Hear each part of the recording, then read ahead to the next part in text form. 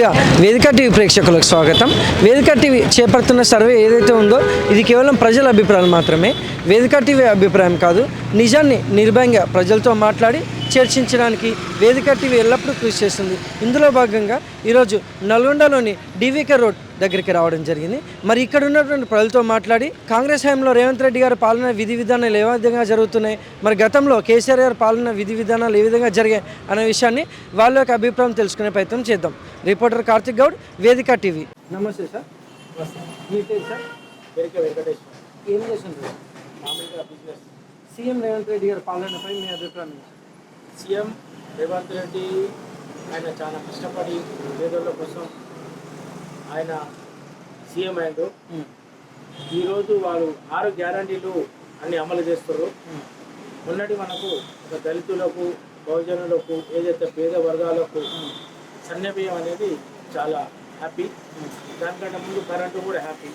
పేద ప్రజలకు కరెంటు కానీ, తర్వాత ఈ రేషన్ బియ్యం కానీ, రుణమాఫీ, తర్వాత ఇంకేదైనా కొన్ని మహిళలకు బస్సు కానీ ఇవన్నీ ఉచితం చేయటం చాలా మంచిది.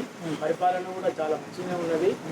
ముందు కూడా పేద ప్రజల కోసం ఇంకా ఎన్నో పథకాలు తీసుకొచ్చి పేదలను న్యాయం చేసే విధంగా పేదలకు మళ్ళీ మీరు 5 సంవత్సరాలు గవర్నమెంట్ రావాలంటే మంచిగా ఈ రాష్ట్రంలో, తెలంగాణ రాష్ట్రంలో కేసీఆర్ అయితే ఏ విధంగా కొన్ని చేయని పనులు వదిలేసిందో మళ్ళీ రేవంత్ రెడ్డి గారు ఆ పనులన్నీ చేసి మళ్ళీ 5 సంవత్సరాల వరకు మళ్ళీ కాంగ్రెస్ గవర్నమెంట్ వచ్చి పేదలకు సోనియా గాంధీ, రాహుల్ గాంధీ అన్నట్టు ఇందిరాగాంధీ దళితుల కోసం, పేద వర్గాల కోసం ఏదైతే వాళ్ళు తీసుకొచ్చిన సంక్షేమ పథకాలు ఏదైతున్నాయో అవన్నీ చేస్తే కాంగ్రెస్ పార్టీ తెలియకుండా ఉంటుంది.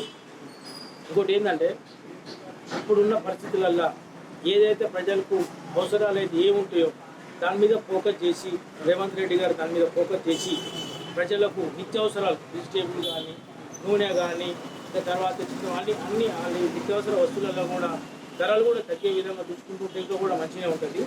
ఉచిత బస్సు అనేది చాలా మంచిది. కాబట్టి ఉచిత బస్సు లేదంటే పేదవాళ్ళకు ఇస్తే మంచిగా ఉంటుంది. ఈ గవర్నమెంట్ ఎంప్లాయీకి ఉచిత బస్సు అనేది కొద్దిగా ఇబ్బందికరంగా అనిపిస్తున్నది.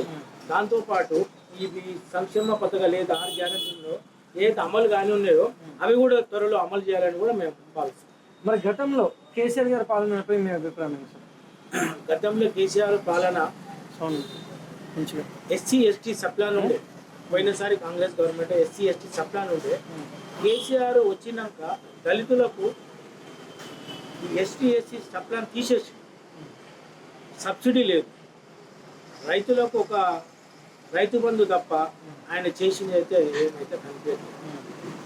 పేద ప్రజల కోసం కేసీఆర్ ఆలోచించారు. పేద ప్రజల కోసం ఆలోచించే ఏకైక పార్టీ అంటే కాంగ్రెస్ పార్టీ.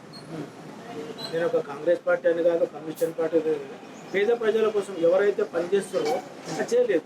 కేసీఆర్ ఏం చేసిండు? ప్రాజెక్టులు కట్టుకుంటూ పోయిండు, తర్వాత అభివృద్ధి. కానీ పేద ప్రజల కోసం అయితే కేసీఆర్ అయితే ఏం చేయలేదు. చేస్తే బాగుంటుండేది. తెలంగాణ కోసం ఆయన పోరాటం చేసిన వ్యక్తి. తెలంగాణ కోసం అందరం కలిసి పనిచేసిన వాళ్ళని అందరూ ఉంటుంది.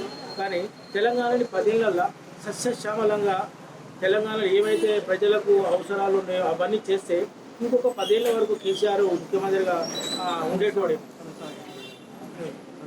అని ఉండేది. ఇప్పుడున్న పరిస్థితులలో, అప్పుడున్న పరిస్థితులలో ఇప్పుడు కూడా ఇంకా మంచిగా చేస్తే సరే రేపు కేసీఆర్ కానీ ఎవరన్నా కానీ పేద ప్రజల కోసం, తెలంగాణ ప్రజల కోసం, తెలంగాణ ప్రజలు ఏవైతే కోరుకుంటారో, తెలంగాణ ఏ విధంగా తీసుకొచ్చుకుంటారో, తెలంగాణ కొట్లాడి అమరవీరులు ఎంతోమంది అయ్యారో అవన్నీ సాధిస్తే మంచి కూడా. Thank you sir. నమస్తే సార్. నమస్తే. మీ పేరు sir? Pudichetti Aravind, INTUC joint convener, Nalgonda కార్మిక విభాగంలో. మనకు నల్లగొండలో కోమటిరెడ్డి రెడ్డి నాయకత్వాన మరి డెవలప్మెంట్ ఇటు మిషన్పల్లి రోడ్డు, అటు ఇండూరు రోడ్డు, మరి మామిడాల ఎల్లమ్మగూడెం రోడ్డు, మరి చుట్టూ ఉన్నటువంటి బ్రాహ్మణ వెల్లంలో కానించి ఈ డబల్ రోడ్లు అన్నీ, సీసీ రోడ్లు, అండర్ డ్రైనేజీ నల్గొండ జిల్లాలో చాలా శరవేగంగా అభివృద్ధి చెందుతున్నది. కాంగ్రెస్ హయాంలో నిన్న మొన్న ఎంత పెద్ద బృహత్తర కార్యక్రమం అంటే సన్నబియ్యం ఇవ్వడము చాలా పెద్దది. నిరుపేద వాళ్ళు అందని ద్రాక్ష ఉన్నటువంటి ఈ సంబంధించినటువంటి సన్న బియ్యము ఈరోజు నెలకు 1500 నుంచి 2000 రూపాయల బియ్యం 30 కిలోలు 35 కిలోల బియ్యం ఒక కుటుంబానికి ఇవ్వడం జరుగుతుంది. మరి ఇంత అభివృద్ధి కార్యక్రమాలు కొంత వాటర్ సోర్సెస్ లేక కొంత పొలాలు వెనకబడటం అవసరమే, కానీ అప్పటికీ చాలా వరకు చివరి వరకు కూడా పోరాటం చేసి 24 గంటల కరెంట్ ఇవ్వడం జరిగింది. ఇప్పుడు ఒడ్డు కూడా మంచిగా కొనటం జరుగుతుంది. డెవలప్మెంటు పర్వాలేదు. టీఆర్ఎస్ ప్రభుత్వంలో కన్నా కొంత అందరికీ మెరుగైనటువంటి ఉద్యోగస్తులకు నెలనాడు ఫస్ట్ తారీఖు రోజు జీతాలు వేయడం జరుగుతుంది. మరి నిరుపేదలైనటువంటి అందరికీ పింఛన్లు కానీ ఇటువరకు ఉన్నటువంటి పింఛన్లు కొత్తగా పింఛన్లు ఇవ్వకుండా ఇప్పుడు ఉన్నటువంటి అందరికీ పింఛన్లు నెల నెల పింఛన్లు ఇవ్వడం జరుగుతుంది. మారుమూల పల్లె పోయినా ముసలోళ్ళు కానీ అందరూ 3 పూటల భోజనం అయితే కాంగ్రెస్ హయాంలో కూడా అభివృద్ధి జరుగుతూనే ఉన్నది. దీనికి రేవంత్ రెడ్డి ప్రభుత్వానికి మేము రుణపడే ఉంటాం.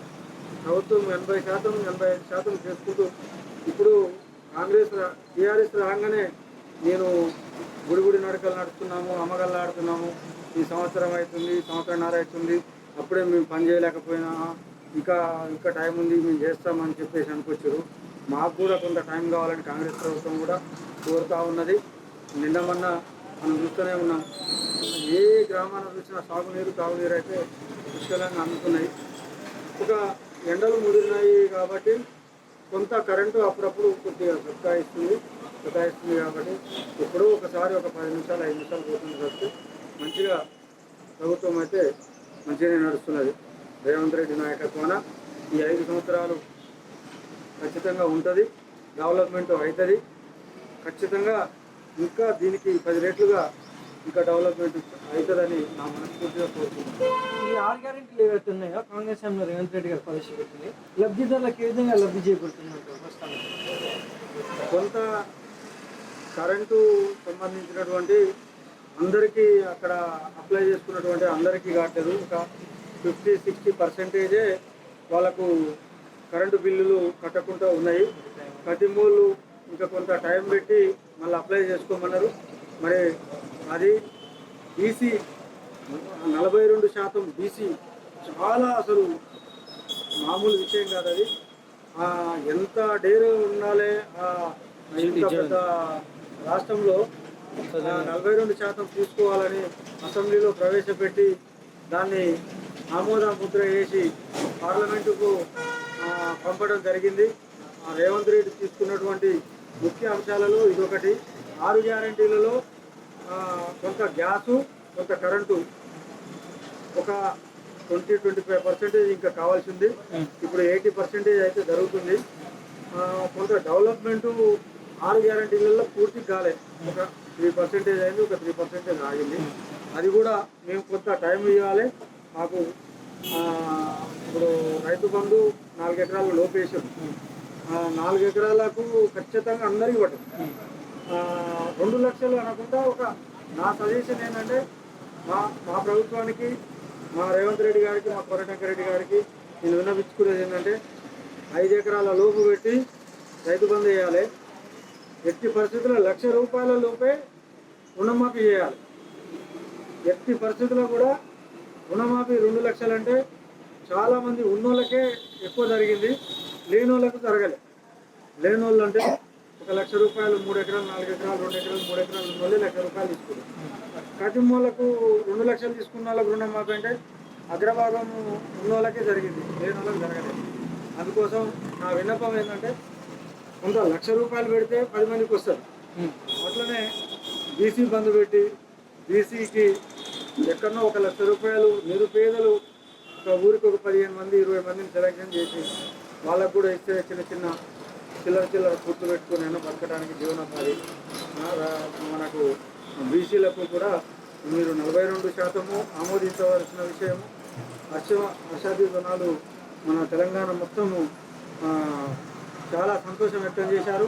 వాళ్ళ తరఫున ప్రభుత్వానికి నేను ధన్యవాదాలు తెలియజేస్తున్నాను. మా ఐఎన్టీసీ తరఫున కూడా మేము చాలా రుణపడి ఉంటాం.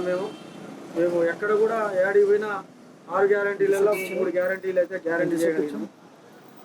ఉచిత బస్సు 100% సక్సెస్, కఠినమయ్యన్నీ 80%, 70% జరిగినాయి. ఇంకా కొద్దిగా మాకు టైం కావాలని కోరుకుంటున్నాం. ఆ టైము మా ప్రభుత్వం రేవంత్ రెడ్డి గారికి ఇస్తే ప్రజలు ఖచ్చితంగా సుభిక్షంగా సక్సెస్ కాగలుగుతామని చెప్పేసి మేము నిర్ణయించుకుంటున్నాం. ప్రజల తరఫున ధన్యవాదాలు తెలియజేస్తున్నాం. మరి గతంలో కేసీఆర్ గారి పాలనపై మీ అభిప్రాయం ఏంటి? దాంట్లో కూడా ఆ ప్రభుత్వానికి ఏం తప్పులేదు. ఆయన తీసుకున్నటువంటి పూర్తిగా గుట్టలకు, రాళ్లకు, రప్పలకు, ఉన్నత వర్గాలకు అందరికీ 100 ఎకరాల వాళ్ళకు 600 ఎకరాలకు అందరికీ రైతు బంధు ఇవ్వడం వలన ఎక్కువ 70,000 కోట్ల రూపాయలు అదనమైనటువంటి నిరుపేదలకు అందేటువంటి సంక్షేమ పథకాలన్నీ మొత్తం అగ్రవర్ణాలకు, ఉన్నత సంబంధించినటువంటి మేధావి వర్గాలకు వెళ్ళిపోవడం జరిగింది. ఇక్కడ నిరుపేదలకు అందని ద్రాక్ష అయిపోయింది. నిరుపేదలకు చాలామందికి ఒక్కరికి కూడా సంతకం జరిగినటువంటి పింఛన్లు ఎంతో వేల మంది, లక్షల మంది అప్లై చేసుకున్నటువంటి వ్యక్తులకు ఎవరికి కూడా దానికి వాళ్ళకు సంతకం కాలేదు, ఎవరికి కొత్త వాళ్ళకి కాలేదు. వైఎస్ రాజశేఖర రెడ్డి ఉన్నటువంటి వాళ్ళకి అదే కంటిన్యూషన్గా వీళ్ళకు ఇవ్వడం జరిగింది తప్పితే ఇంకొకటి ఎక్కడ కొత్త వాళ్ళకి ఇచ్చినటువంటి దాఖలాలు లేవు. అట్లనే డబుల్ బెడ్రూమ్ అంటే డబుల్ బెడ్రూమ్ ఎవ్వరికి అందలే. ఎక్కడ నల్గొండలో చూస్తే అవి పడాబడి మొత్తం కూలిపోయి శిథిలావస్థలో ఉన్నాయి. ఎక్కడ ఎవరికి న్యాయం జరగలేదు. 10 సంవత్సరాలల్లో ఒక్క నిరుపేదకు ఒక్క ఇల్లు చూపించమనండి. హైదరాబాద్లో జరిగినాయన్న, హైదరాబాద్లో ఒకళ్ళు నెలకు 20,000, 30,000 సంపాదించుకొని బతకగలిగే కెపాసిటీ, ఎక్కడ ఉపాధి కలిగించే కెపాసిటీ ఉన్నటువంటి నాలుమూల పల్లెల్లో రోజు రెక్కాడితే డొక్కాడని పొజిషన్లో ఉన్నటువంటి వ్యక్తులని ఒక ఇల్లు తీరని కోరిక, ఎన్నో రోజులు కష్టపడి వాళ్ళు కూలినాలు చేసుకుంటే 400, 500 కూడా పెట్టుకుంటే పిల్లలకు ఆరోగ్యరీత్యా ఆరోగ్య సంబంధించినటువంటి ఎన్నో ఇబ్బందులు ఎదురై వాళ్ళకు ఖర్చులు కావడం జరుగుతుంది. వీళ్ళకు న్యాయబద్ధంగా వీళ్ళకు చేసినటువంటి ఏం లేదు. అందని ద్రాక్షలే ఒక ఇల్లు అయితే అందని ద్రాక్ష వల్లనే అయిపోయింది. ఇప్పుడు రేవంత్ రెడ్డి గారు 6 లక్షలు ఇస్తా అన్నాడు. ఇంకో 1 ఇయర్లో అది చాలా శరవేగంగా వెళ్ళిపోతుంది. మాకు ఇంకొకటి ఈ భూమాత అనేది భూభారతి అనేది కొద్దిగా సక్సెస్ఫుల్గా పల్లెటూళ్ళల్లో ఉన్నటువంటి చాలామంది వాళ్ళకు భూభారతి వివరాలు తెలియవు. చాలామంది డబల్ రిజిస్ట్రేషన్లు ఉన్నాయి. వెనకట ఎక్కడి భూములన్నీ మళ్ళీ ఎక్కించుకొని అమ్మిన భూముల సాదా పరిణామాల మీద అమ్మినటువంటి భూములు మళ్ళీ డబల్గా ఎక్కించుకొని వాళ్ళ పైసలు వాళ్ళ కబ్జాల మీదకి వస్తున్నారు. డబ్బుతోటి, అధికారంతో, అధికార దహంతో ఉన్నటువంటి వ్యక్తులు 50 సెకండ్లు అయితే 10 నిమిషాలు ఇప్పుడు అట్లా జరుగుతుంది. కాబట్టి మీరు భూభారతి మంచి సక్సెస్ఫుల్గా నిరుపేదలకు న్యాయంగా జరుగుతుందని నేను ఆశిస్తున్నాను. ప్రజల తరఫున మీకు ధన్యవాదాలు తెలియజేస్తున్నాను. Thank you sir.